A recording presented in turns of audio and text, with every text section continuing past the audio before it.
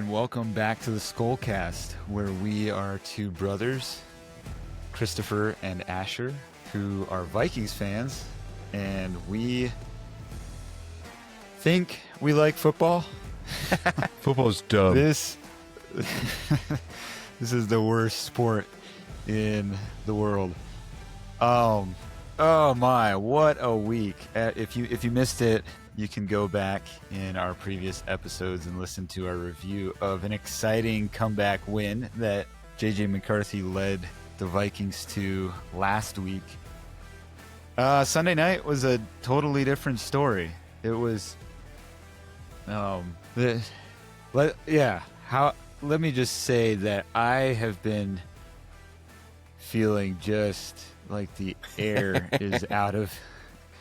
So several things. First of all, McCarthy has a horrible game, and there were some flashes, perhaps that flash moments of flashing in that game. But for the most part, the team had like 4 fumbles. Did he have all the fumbles? He threw a pick or two and fumbled several times. There was one fumble that he actually recovered himself. So I'm not sure if that is included in the 4 fumbles, if it's 4 fumbles lost or what. I haven't not digested the stats because just watching the game was bad enough, let alone going back and looking.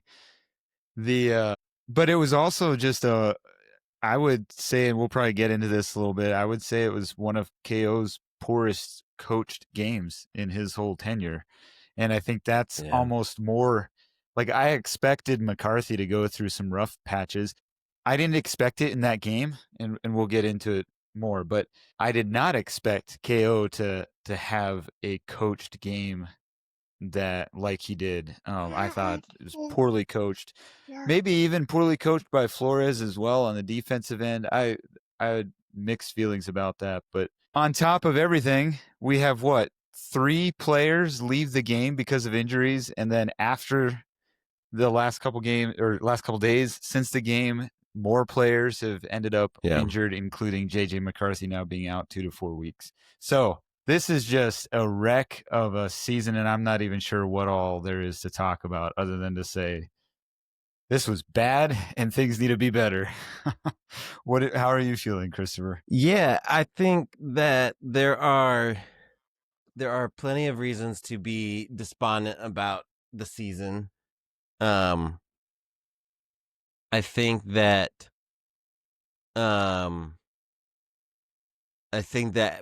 that's my go-to. Like I didn't even finish the game. I forget when I turned it off. I needed to go to bed. I needed to wake up early the next morning, and I was like, I'm not giving my attention to this. What was the score when you left? Oh, that was before their touchdown. So I think I left in like the beginning of the 4th quarter, maybe, when it was like, oh yeah, there's 15-6 or whatever. Yeah, there's no comeback happening.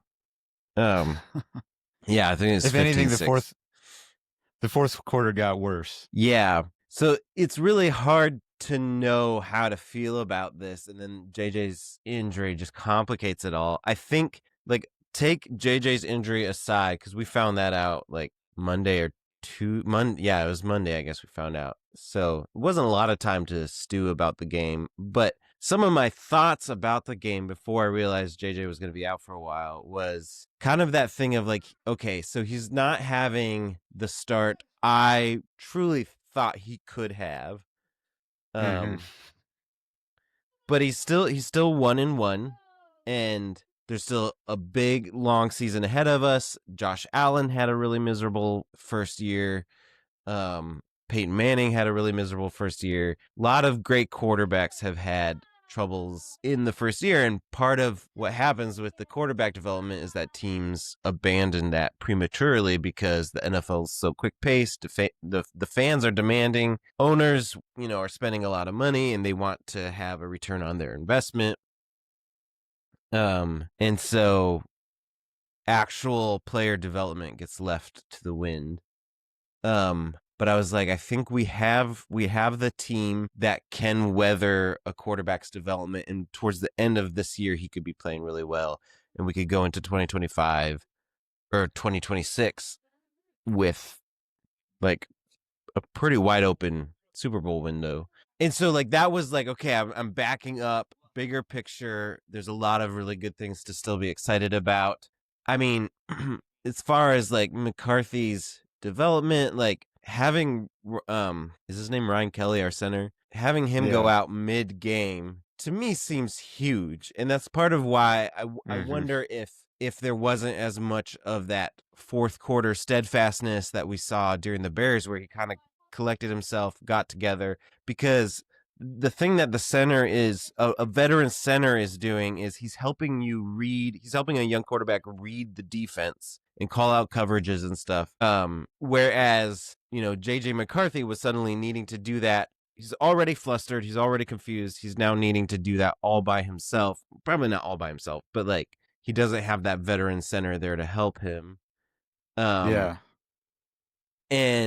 so having him go out was huge. He still doesn't have, our all pro veteran left tackle and Christian Darrisaw. He's been out since last year. He's coming back here in the next few weeks. So we had a rookie left guard, a backup left tackle, and a backup center suddenly on an already struggling O-line with a first-year quarterback who's still just trying to figure out how to communicate the plays and read coverages and figure out who's to throw. All of that is like, I can chalk it up.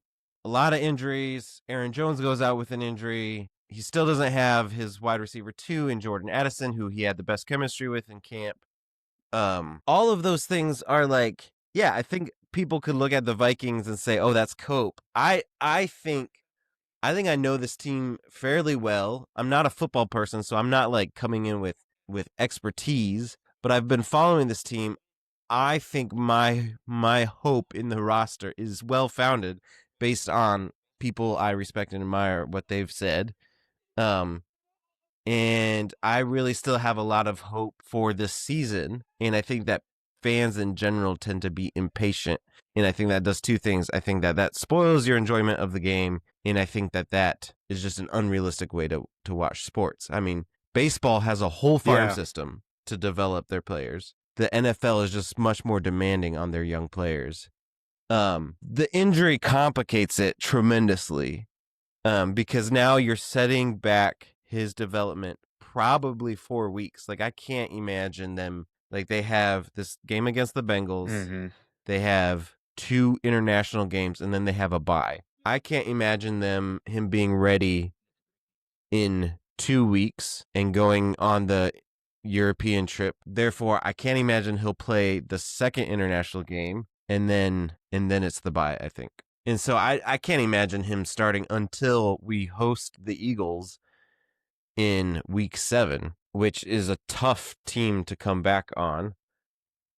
But I think it will be telling. Like there's several options for the team to go. Either Carson Wentz balls out and we're still competitive, and the right thing to do would probably be to put JJ McCarthy back in and pick up where he left off, which is going to be a slog.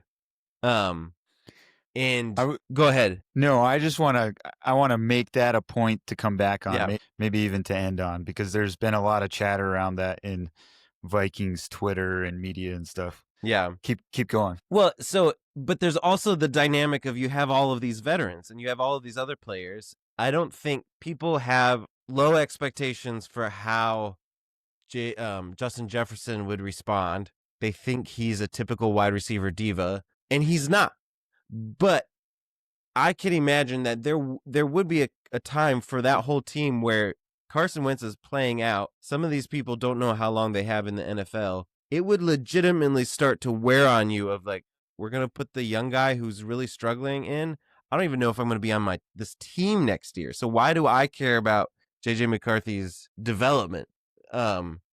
Obviously Justin Jefferson's going to be on the team next year, but like he's 26. He's entering his prime. I don't think we should worry about Justin Jefferson. I don't think Justin Jefferson should worry about it. But he could have a devastating injury. Like you just never know. And I can imagine mentally, even if they're trying to put their best feet forward constantly, mentally it would become like this battle of like, best case scenario, Carson Wentz balls out, and we're still in it, and therefore we should keep going with JJ McCarthy's development. Worst case scenario, everything is horrible. We lose 3 straight games. You should still put just JJ McCarthy back in for sure, because you're not getting anything out of Wentz anyways, if that's the case. But now you've probably lost any sort of motivation. Like if we come back from the bye 1-4, that's such a devastating hard position to come back from, and you're just spending all of the regular season trying to get into like the last wild card spot.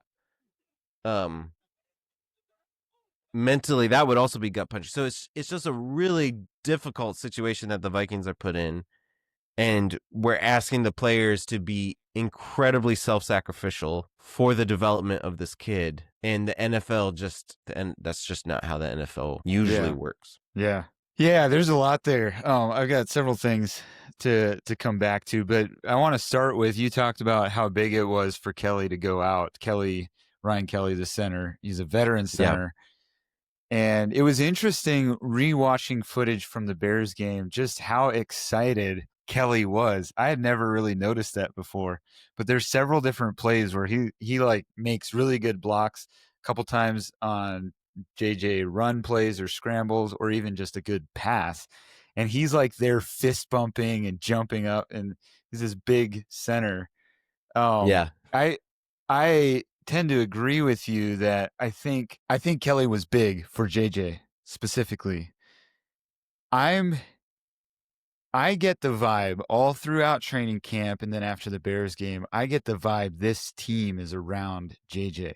And now, like, he played horribly. He did not do well. I messaged you, we were texting in the middle of the game, and I said they look almost too loose, almost like they were too amped up to play in front of the home crowd. And it's just like all the mechanics and everything went out the window. And there's so many things playing in, right? He's young. It's his first home game. They had this incredibly thrilling comeback. It was a Monday night comeback, so they're on short rest. And then he has his son, the birth of his son. So he's in and out of practice that week, and no doubt tired. There's a lot of things going on that kind of is a perfect storm of sorts that stack against. But I am curious, because this is one of the worst struggles. I think another equally comparable game, because again, the Jacksonville game, which is complete side note, John Parker Romo, who hit the 5 field goals for Atlanta against the Vikings on Sunday night. The game against Jacksonville, he hit 4 field goals for Minnesota last year and won. But that game still had a different feel, like they moved the ball. The offense was working. It was just Darnold kind of not hitting his guys in the red zone. It reminded me of the Raiders game 2 years ago when Josh Dobbs it was kind of the end of his run with Minnesota, where Minnesota shut out the Raiders 3-0, but it was a miserable game to watch. Nothing was getting completed. The turnover battle was a lot worse on Sunday night as opposed to that Raiders game, but the sacks and all of that was it was similar. And so I'm looking and wondering how is Kevin O'Connell, how is he going to bounce back after this major loss? And not just a loss. Like, it's different when you lose 20-17 to a really good team, but this is just bad. It was miserable. The coaching was not well. The players seemed sloppy. How is he going to bounce back? How is the team going to bounce back? Is there still going to be, the media has run full throttle with the memes and the GIFs and all of this, looking at Jefferson, and everybody is done with McCarthy. And I guess I'm curious, how is Jefferson, how is Kelly, some of the other veterans on the team, going to bounce back? Are they still rallied around JJ as a part of his development? Or what all is happening in that? I guess based on all of that, I wonder what people's expectations are. And I guess I wonder if we as fans didn't overshoot our expectations for this season. We were excited. We're seeing the team come together, and we're expecting a deep playoff run. was that actually realistic? And is that where the team itself is at? Like they're obviously forced to pivot because of injuries, but are they as disheartened and concerned and like, oh, this is just horrible? Yeah, I think we need to kind of reset and look inward, like what were our expectations? What's interesting is JJ's process wasn't bad. Again, there's I forget who it was. I was just seeing it this morning. JJ's what? Process, like his reading, his looking through his reads and stuff. It wasn't bad. The problem was his mechanics were whacked, and the game is still fast on him. Yeah. And so he needs reps. The only way to solve that is to get him reps and reps and reps. And of course he can't now that he's injured. But I guess like from a fan standpoint, I'm just like, I'm not sure that I want to pivot off of seeing who JJ is, seeing what this team, even if that means we end up dead last in the division, like let's get him reps and know that we're at like he's actually a bust before we just pronounce him a bust. This is, after all, the team with the head coach that declared that organizations fail QBs before QBs fail organizations.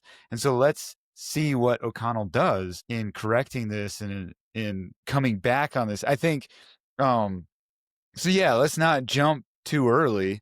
I do think some of the things that were disheartening to me is it felt very reminiscent, both defensively and play calling on the offense, of the Lions-Rams game. Like the Bears had that similar feeling, but then they came back, and we're saying, oh, that's Darnold didn't do that. Darnold kind of collapsed and felt overwhelmed.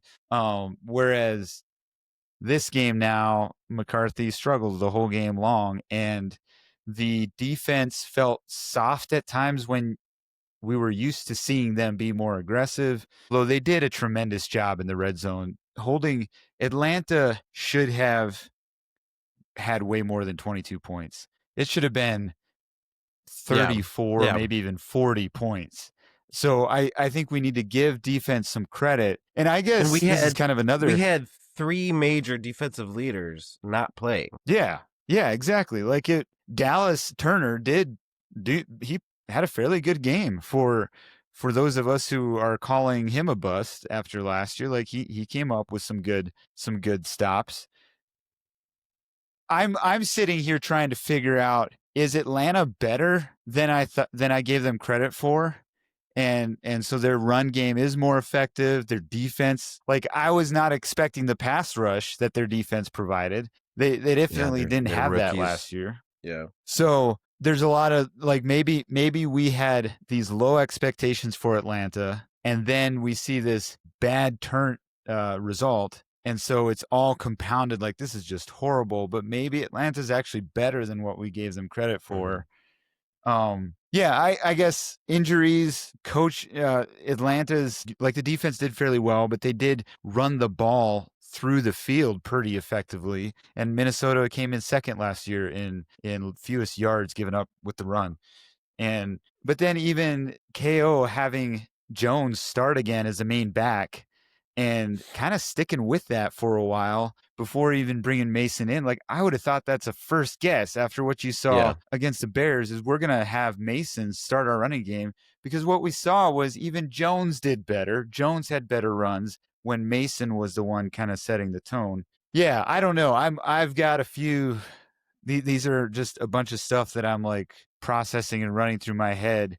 I don't come, like, I guess I'm with you when I step back and look at the bigger picture. I'm not as concerned with JJ McCarthy as I am with what's happening with our injuries and how much is that going to affect the season. And then what happened with the coaching and the play calling and like what all is going to go on with that. Yeah. I don't know enough about play calling to like feel like I can have a hot take necessarily. I think KO and Brian Flores have enough of a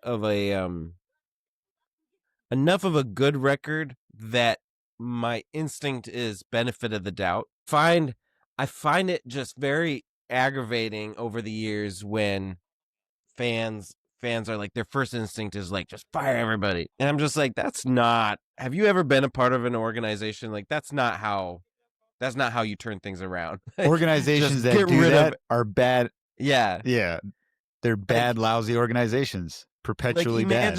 imagine if you were working like at my coffee shop and like things would have to be really terrible in order to like an overhaul of the top management to be a healthy thing. And so I've I just find a lot of sports fans they're emotional and like hot takes, and that's why we do it, and it's whatever. I just think sometimes there is such a thing as a dumb hot take. Yeah. But I do think like just last week, I was like, I never question KOC. But there definitely was like that moment of like, oh man, it feels like the Mason thing right away was just a little bit aggravating because it was just like we're going with Jones again. And like if it's like the angle of like a coach being loyal to a player and like giving them more than one game, I think that long term that's healthy. But and now it's hard. It's like we're not gonna know what he would have done in week 3 because Aaron Jones is out, which I think ultimately could be a good thing as far as How long just is seeing. I mean, is he they out put him for? on injured reserve, so it's at least 4 games. Oh, okay. And Aaron Jones in that Monday night game, Aaron Jones was pivotal in the passing game, ironically. So yeah, I think there was that moment, and I've seen a lot of people talk about this, and I remember thinking about it when I was watching, was there were a number of sequences, and I'm trying to remember if they were all in the same set of downs, where it was like 3 and 1 or something like that. I feel like it was short yardage, and McCarthy missed a massive pass to Naylor that could have been a touchdown. Yeah. So Yeah, so it was 3 and 1. And because wasn't that 9 minutes and 30 some seconds left? yeah, and then he punted. Yeah.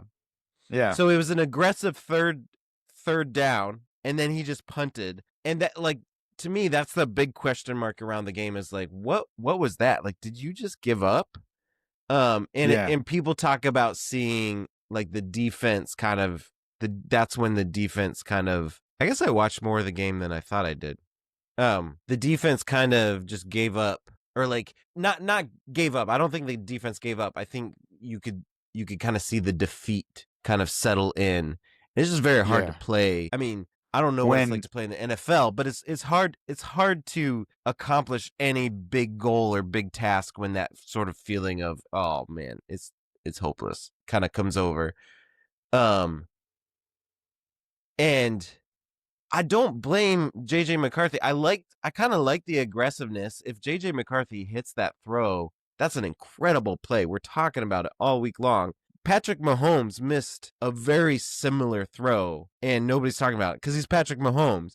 But I'm just saying what there are some people talking about it. Oh, like he's not doing well.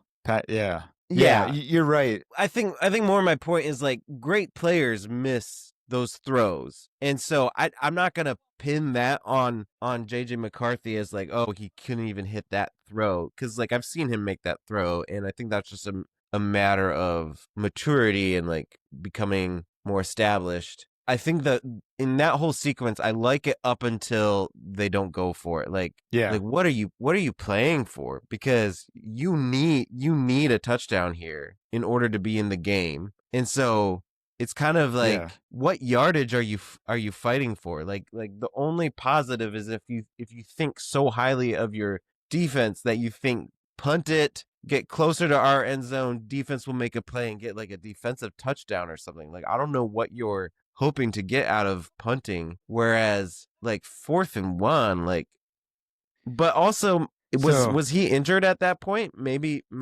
KO knew that he was injured, and maybe KOC had kind of given up on the play. Yeah, it could have been. There's several things that I actually found concerning about that.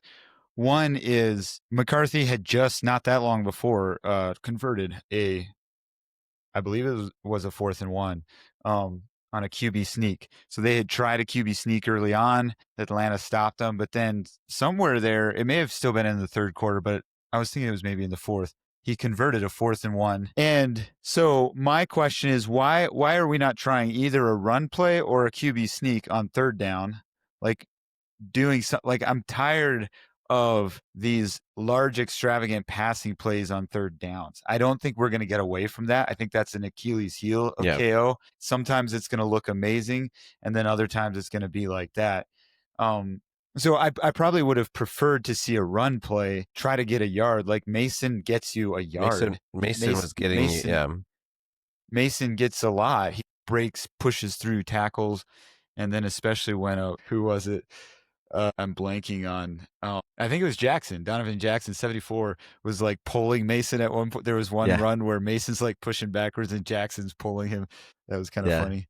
I was surprised that was legal. You can get your yard. You can convert it, get it on the 3rd down, and then go do a big play on your 1st down. Yeah. But the other thing is, for as poorly as McCarthy was playing, that's a big boy pass. Why are you putting that?